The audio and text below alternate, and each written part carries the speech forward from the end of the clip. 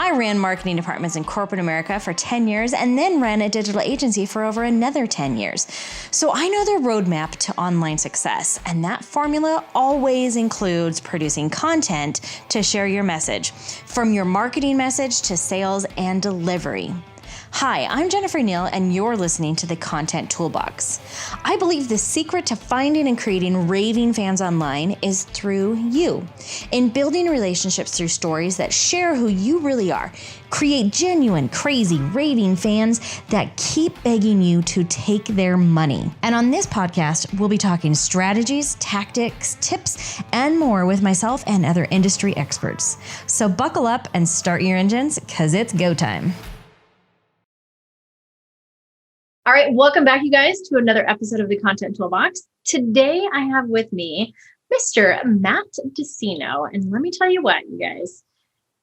We were just talking right before recording here, and literally, Matt and I are like living these parallel lives for the last 10 years and have been in these like parallel circles, and it's so cool what he's going to be sharing with you guys. So welcome, Matt.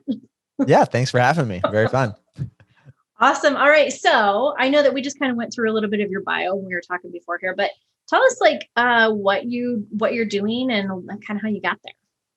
Yeah, that's great. So right now, day to day is I run a agency, digital marketing agency. And I've grown it. So we got a team of about 20 and a little over 20. Got a team of 20. And so every morning for about 15 minutes, I see them all. And then the rest of the day, I'm usually doing stuff like this. But so that's kind of how my time is occupied. But so we focus on helping, we call it like best kept secrets become category kings. And so really helping people refine their systems, their processes, their marketing, so that they're loud about the problems they solve, and people want to do business with them before they even start talking with them. So that's the world that I get to live in day to day.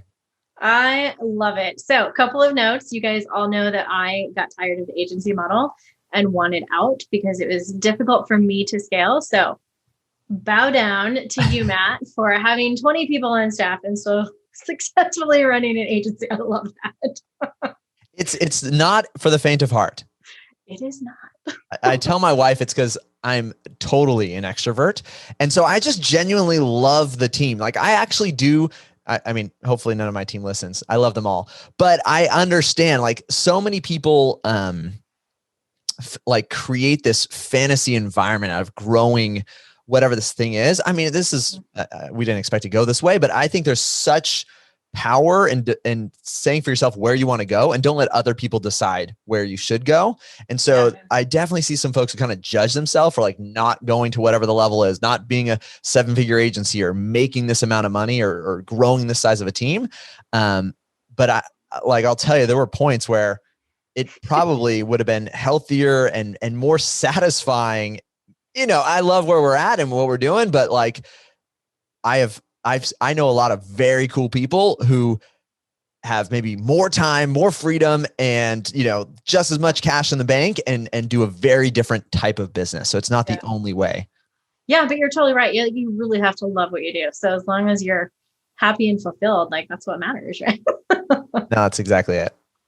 Awesome. Okay. So I know. So Matt and I were talking here a little bit before we started recording. And so you mentioned a kind of new content project that you're working on, and you just open looped me and got me all sorts of hooked. So this is so we were talking about how, and I apologize, how to do content early on. And so this is a strategy we're doing right now that I think could be very easily bootstrapped, because it's interesting. Like it's unfair to say, here's part of our content strategy, spend $30,000 a month on running ads where you're just putting your content in front of people. Done. How do you do that when you're a person of one and, don't have the volume there? And so, and interestingly, we diversify everything we're trying to do. And so this is one that we've been doing, which is, I like it because it's more connected. It's more personalized, and it's one that I think for someone starting off, they could really activate a VA to do. And so that's the hardest thing sometimes is hiring a first employee or delegating something. What am I going to delegate? So you could DIY it or hire a VA. So we have for years, and I still believe there's such power in Facebook groups. And surely there's there's other strategies people go and like have a VA PM people or DM people. That's not what we're doing. But what we do is part of our content strategy, we did an interview, multiple interviews with the kind of like the group owner or the group founder or like the people who are in charge of the group. And so we had this great content. It's on their YouTube channel. It's on our YouTube channel. And it showcases, us as part of the community and really establishes us as kind of like a leader in the community. Even though it's just like a one-time thing that happened. And usually you do content like this and you see like there's a lift. There's a boost, right? It gets published. There's a lot of, juice around the moment when it gets published. And then it just kind of fades away, but especially when it's video, it's evergreen. Like, and usually there's a longer life to it than just the launch. And so what we do now is we have VAs. It might sounding creepy in my mind. It's not creepy. When new people get added to the group, they have a task to go and honestly, like, sleuth on all of the new people. So use all these tools that you can do to find their email, find the business we're working for, and like create a list, a spreadsheet of as much information as we can know about them. And then we shoot them an email that is just like showcasing the give that we gave as part of that group and kind of like a freebie. Right. And so what it's turned into is like our best content that was like super rich, establishes us as kind of an authority in the space, turns evergreen because for that person coming in, they're brand new. They don't know who's going on or what's happening. And even though group, leaders and facilitators keep on doing, these like, they're doing interviews all the time and there's different people they might be highlighting. This allows us to kind of always be, kind of top of mind for people who are new coming into the group. And it's something we have VAs and it's working very, very well for us. I will say it's gotta, if you're going to do this, come from a place of giving for it to work at all. Right. And maybe I should also tell you like our approach for anything, giving value, introduction. If someone asks you like, hey, what do you do? There's a 4-part formula we adapted from StoryBrand. And this will help to give a little bit of context around like, if you're going to do cold outreach, right? And that's what it is. It's absolutely cold outreach. How do you do cold outreach that isn't horrible and people aren't like, just block right away, right? Because, I kind of just told you a little bit of the tactics. Hey, look and see who's new. Like find all their information by Googling them or using these kind of like matching, names and emails and cities and whatever else. So you have their email and we don't do cold tests, but you have an email. It might be a business email, it might be a personal email, and you can cold email them. Right. How do you do it in such a way that they're not like, this is horrible? And so a helpful story is over the summer, we had water damage. Hot water burst and bled through into like the dining room, and we have wood floors and it ruined the floors. And so, at the time we had like a 5-month-old and I was like, you gotta be kidding me. So we had all this water damage. They come out, they start chopping up the wood floor. And of course, like you can never match wood. I didn't know this, but like, once you do it, it's never gonna be matched again. You have to do the whole thing, everything. So we had to redo the whole house. It was surprisingly difficult to find like a person who does wood flooring. Like I was like desperate. Here I was in this state of distress. I need someone to give me quotes on like new wood floors. Like I had nowhere to look. We're in the middle of like, lockdown in California. I'm like, I need something, and if someone at that moment had cold emailed me and said, hey, Matt, we help people who've had water damage, we'll come out and give them an assessment. It only takes an hour. We're totally COVID friendly. We'll give you, we supply every type of wood possible and we can install it in, 2 weeks flat time. Let me know if you'd be interested. I'd be like, thank you, Jesus. This is exactly what I needed, right? This was the perfect intersection of like pain and payoff and the product that connected those two. And so that's what we try to do as well, is try to identify the people that we're reaching out to, are they likely in a state of pain so that we're actually a solution. We're actually a godsend at the moment of cold introduction. Yeah. And this is something that I think a lot of people struggle with. And so are you familiar with StoryBrand? It sounded like you. Oh yeah, I totally am. Yeah. Okay. So his one-liner, right? And I don't know if he even says it exactly like this, but this is what I've kind of adapted as, is like person, pain, product, payoff. Yep. I think is that the 4, right? So same kind of thing. Yeah. And I like his example and frame around it, because it's very kind of like story driven. And so if someone said like, oh, hey, what do you do? You say like, well, you know how businesses, struggle with, and I'll be more specific, because the more specific it is. Let's imagine you're a real estate agent. Well, you know how real estate agents struggle with tire kickers who are always just trying to get a low price listing and just wasting their time? We've got a service that automatically turns all of their past clients into raving reviews. So they have amazing reputation. They look like the category king. So people want to do business with them before they even start talking to them. Sign me up. No, exactly. Everyone's like, how much does it cost? Right. And so that's kind of how we do our cold introduction too, of like, well, you know how person, happens to be you, deals with like this super painful problem. They're likely dealing with it. We've got this product that delivers this payoff. Yeah. And we talk about it on this video. And so that's kind of, one way that we repurpose great content and turn it into evergreen, because for the next person, it's just as potent as it was for the first person. Yeah. That is so genius. So a couple of questions. The group that you're talking about, are you talking about a Facebook group, or do you have like, okay. Yeah, it's a Facebook group. And so I'll say that like we have our own Facebook group. I mean, that's a good thing to have too, is like, you've got, groups that you own, traffic that, well, even that kind of traffic that you own. But this is something we do totally behind the scenes. We're just a face in the crowd. And, but anybody in any group that you're in, if you're in a group where you're solving a problem for the people that are also in that group, it's a great way to be resourceful, and it's interesting how that cold outreach, like I said, doesn't have to be bad. Like cold outreach can absolutely be a total godsend to that person if it's that right time, right? Where they're in pain and you are the problem solver. And so that's what we try to do. And so we're not just, you're not just sending cold DMs that are like, hey, how's your business doing? People do it, people try, right? So it's like, I appreciate the hustle, but if so in order, what do? We got evergreen content that positioned us as an authority figure. Why? Because we're by association. We went straight to the person, to the top, to the reason that they're there, and they attribute like, oh, they're connected to that person. They must be like, that's the legit, that's the internet stranger test. You're just some weirdo online, right? It's like, oh no, you're legit. Okay, you've got some authority there.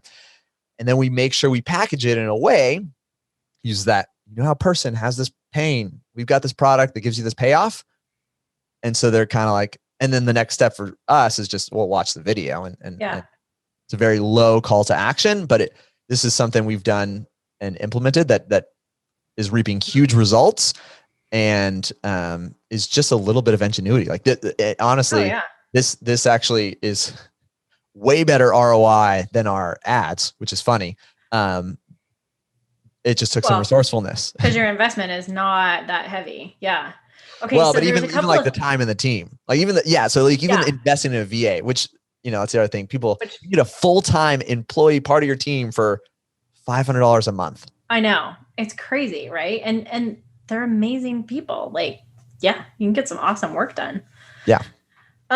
Okay. So there's a couple of things in there I just want to point out as well, just to make it like super crystal clear, is that one, you're talking about it being evergreen content, right? Which totally is, but I'm all the time talking about repurposing content. Well, you're repurposing it. You're not changing the media or the format. You're just changing the delivery, which is another way of repurposing content, right? You don't exactly turn it into a blog post or an ebook or like whatever. No, you're just like, here's the same thing, but you're changing the audience. So you're still like repurposing that. I love that. Genius idea. Love it. Yeah. And also like, there are so many people who are offended by being stalked with cookies, by ads, and like, oh, well, it's so funny. I finally, I just redid my office here, And I was like, I am totally going to get, and I don't even want to say it, but like the Amazon device, right? And my husband's like, no, we're not having one of those in our house. And I'm like, kind of already do. Like, it's already here, right? And so there's a lot of trepidation, I think, around that. All of the information, personal information we have that's stored online, and the fact that you are finding and using that information in, to be noted, an ethical and legitimate way, I think it says a lot. Well, and this is an interesting space, because when you talk about, I mean, I'm sure some people, I wouldn't be surprised, like, ooh, that feels a little bit weird, right? It feels a little bit like stalker-ish. It absolutely matters. Like the intent, the heart behind it does matter in this case, right? So, this is another thing I've talked about, is like strategic partnerships, right? Okay. In the same way that, like, for these folks, this is like, it's funny, at the early stages of any meaningful relationship, if you remove the heart from it, it feels creepy, right? Let me tell you, my wife, before she was my wife and before we were even dating, like, did I like coordinate it so we could, be in the same, take the same class at the same time? Like, yeah. Was I like, I could have chosen anything. I could have been like, well, I could take classroom A or classroom B. She's in classroom B. I want to, get to know her. So I'm going to choose to go to classroom B. Right. So it's like, if you just pull it back, like, oh, that's kind of creepy. You're kind of stalking her. You're choosing to be in the same places. Or like, well, I would have never even gotten to know her. There would have never been a conversation. There would have never been this relationship that grew into like this amazing family. And so it's helpful to like give yourself permission to be human. Like, it's person to person in that kind of way. And then also I challenge people is like, do you believe in your product? Right?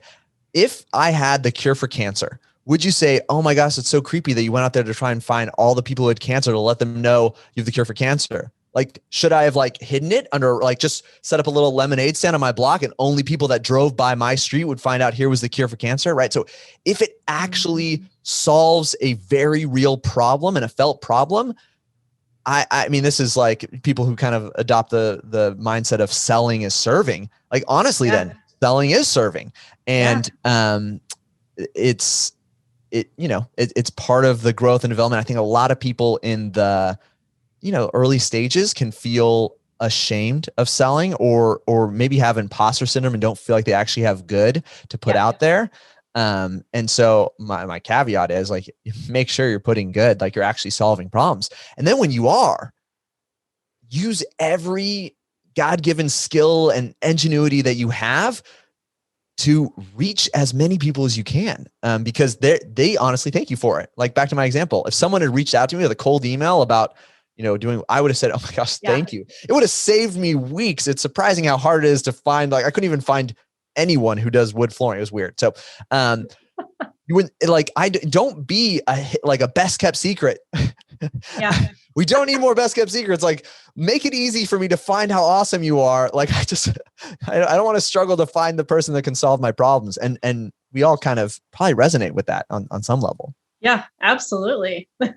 For sure. And I think also part of the reason that, that some of the cold outreach works, not only are you like figuring out where they're at and what their pain is, but you're trying to hit them at exactly that right moment, which is perfect. But you're also following that story framework. And in essence, what you are doing is so it's not just like, it's not the standard, like, we help who accomplish what by this, right? You're actually turning it into kind of a story format. And it's a story about them. Yeah, it's a story about them. So they're the hero. You've done everything right about that. And that's, I think, also what really helps people connect emotionally, because it all comes back to story, you guys. I'm not the only one saying this. It works because it works. Now, I love it. I love when you mention like the repurposing, because this is absolutely a great example of how we repurpose something. Yeah. It didn't have, I mean, technically, like, all content, unless you're like on Clubhouse, is evergreen, right? Like, or if it's some recording, you could turn it into an evergreen use. And it's just I love the mindset of repurposing, because otherwise you can get exhausted feeling like you always have to chase one more thing, right? That's why so many people, I mean, if there's hope for anyone, I am personally bad at publishing. Personally bad at, which is like crazy. You're like, Matt, how can you, whatever, do all this stuff and run this company and be bad at publishing? You're like, well, I don't know. I shouldn't accept that. I should, and this is what I say is I'm continuously trying to get better at it, right? Like I'm out there trying to be bad at it long enough to get less bad at it. I'm definitely better than I used to be, but I'm not exceptional at it.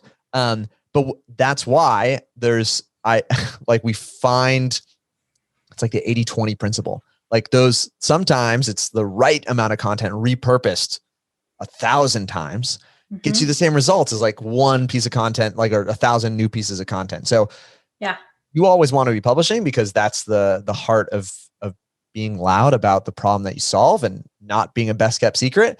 But this is another point of leverage. So you don't always have to wake up every week and think like, what do I need to do this week so that people know that I exist? Yeah, totally. Yeah. I mean, probably and I haven't even, that would be a good, interesting thing to figure out. But like, I would guess that probably 10 pieces of content would be all that you would really need to just keep repurposing in different ways, evergreen it, different media formats. And like, I mean, that's it. Like, this is super. Yeah. This is another thing it's kind of part of our strategy, right? It's just understanding someone comes in and it's day one for them. And so like architecting the relationship, which I understand, let's back to that thing of like, it's not meant to be creepy. It's meant to be like intentional of like, that's how we serve. Like, think about this. Disney. I love Disney. Yes. They orchestrate everything. Like it's not by accident that people are placed where they're placed. It's not by accident that they greet you the way that they greet you. It's not by accident that like the character is here at this moment and the character is there at that moment, right? They are designing a great experience, right? And if I pulled out the heart of it, I'd be like, this is super weird. This is kind of like something out of, what's that movie? Like where the whole world is fake, with Jim Carrey. Oh yeah. Truman Show. Yes. So you'd be like, you pull the heart out of it. Like if someone just landed at Disneyland, they'd be like, this is like the Truman Show. Like this is a fake world. Yeah. This is ironic timing. Hopefully, I don't know if you can hear in the background. They're redoing my roof right now because of the wind damage. And I didn't know they were going to be doing it right now. So this is brilliant. But it's yes, like without the heart, you'd be like, Disneyland is like the Truman Show. This is so weird. You get beyond that, like the heart matters. And so in the same way, why not have the same heart for like your prospective customers, like thoughtfully thinking through, hey, if I know this is a great first date, like I'm going to make sure everybody has a great initial experience, right? This is the thought process in funnels in general, but now you can think of it in like content and messaging to make it so that you're going to get more people to the place that they wanted to be anyways. Like to a place where their problems are solved. And so if you're an ethical service provider, be as strategic, be as effective as you possibly can be, because the world needs more ethical service providers. That is so true. Amen to that. Okay, Matt. So you're talking about this group and people coming in. So what are the qualifications for the group, or can we send other people to go check this group out, and where do they go? Oh, my group? Yeah. Mine is a paid only group. So I apologize. That's not for you guys. But maybe someday it is. So I don't like, I'd say like this too. Like that is, it's a good idea. Some people say like, it's great to have a free Facebook group, probably because of stuff like this. Like there should be a place. Hey, if you just want to hang out with me and see more of what I'm doing, that'd be great. I have chosen to focus my time only on people who are already in our ecosystem. Here's what I, would say. If you want to see more of what I'm doing, firstnamelastname.com. You can definitely find out more of what I'm doing there. And I'm going to make sure I give Jenn some goodies. So like, I'm thinking like I was, we didn't have a lot of time to talk about this, but I was in a mastermind with Julie Stoyan, and she had me share kind of from an agency perspective. It works for anybody though, how we do strategic partnerships. It is a little bit more of a human intentional orchestrated way. But that's honestly, I feel like it's the most effective way. And that's another thing that I think would be invaluable for anybody at any stage. For how do you, instead of selling 100 different people, you could sell one person who sends you 100 of your best fit customers, right? And so going a little bit up the traffic ladder, especially when you're strapped for time, strapped for, money and energy, it is actually easier to sell one person who has the attention of and the respect and the trust of 100 of your best fit customers. And so I will, I think I'll give you that to add to the toolbox. And so people can watch it right in there and kind of see our perspective and our take on how we do strategic partnerships. Awesome. Score 1 for the toolbox. That's awesome. Thanks, Matt. Okay. Well, I know we are running up on time here, but is there anything else that you want to share before we go, or any other place that people should engage with you?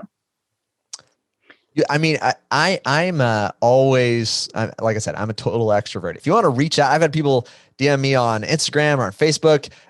It's also just my name, first name, last name, Matt Tessino.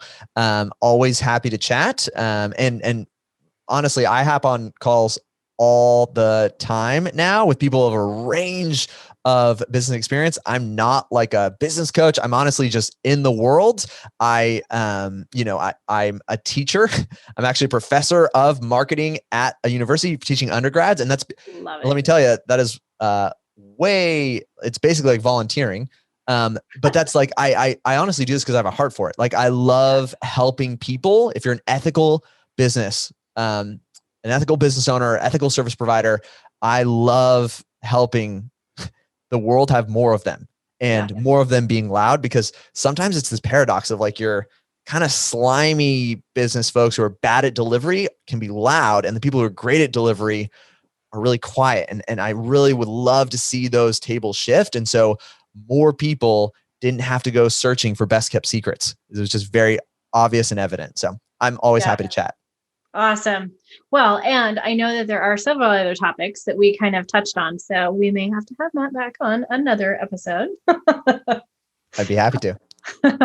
All right. Well, thanks so much for your time. It was awesome to have you here. And you guys make sure that you go check out the amazing video that Matt is going to share for us in the Content Toolbox resource area. So, all right. Thanks so much, Matt. And we will probably be seeing you on another episode. Yeah. Thanks for having me. Looking forward to it. Awesome. Thanks.